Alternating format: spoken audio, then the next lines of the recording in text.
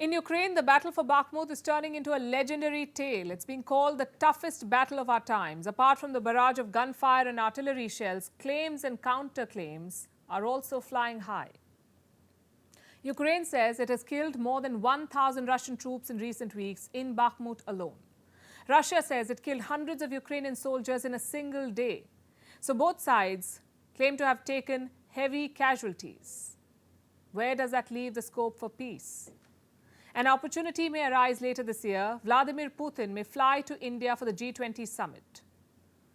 Will that present a chance for truce or set the stage for further confrontation between Putin and Western leaders?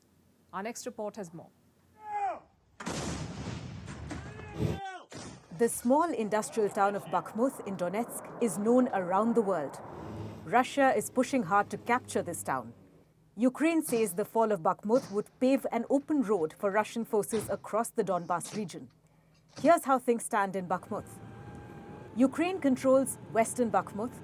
Russia controls the eastern flank of the town. And there is fierce fighting for the center of Bakhmut.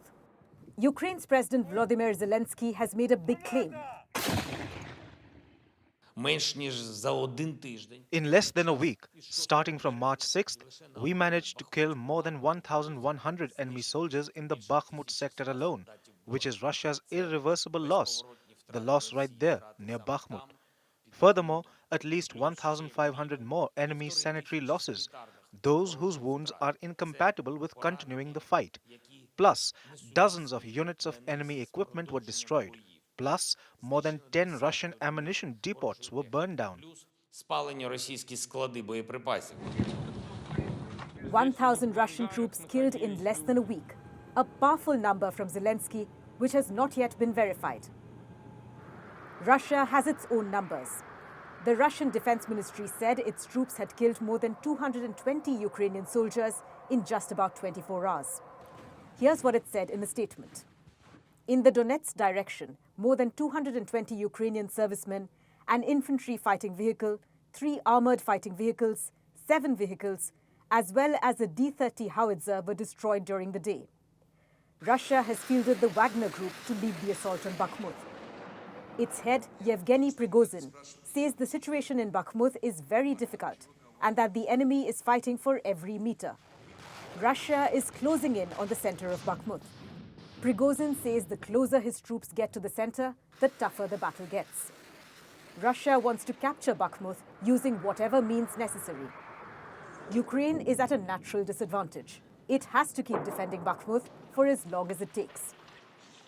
Meanwhile, Russian President Vladimir Putin may come face-to-face with Western leaders later this year. India will be hosting the G20 summit in September. Leaders from the 20 wealthiest nations of the world will fly to India. Russian President Vladimir Putin may be one of them. Reports say the Kremlin is working to clear Putin's schedule for September. Kremlin spokesperson Dmitry Peskov was asked whether Putin would attend the G20 summit. He said, and I quote, "It can't be ruled out. Russia continues to participate fully in the G20 framework. It intends to continue to do that, but no decision has been made yet." Putin's attendance could prove to be a double-edged sword. It could very well be an opportunity for peace to be given a chance. India's role will be critical here.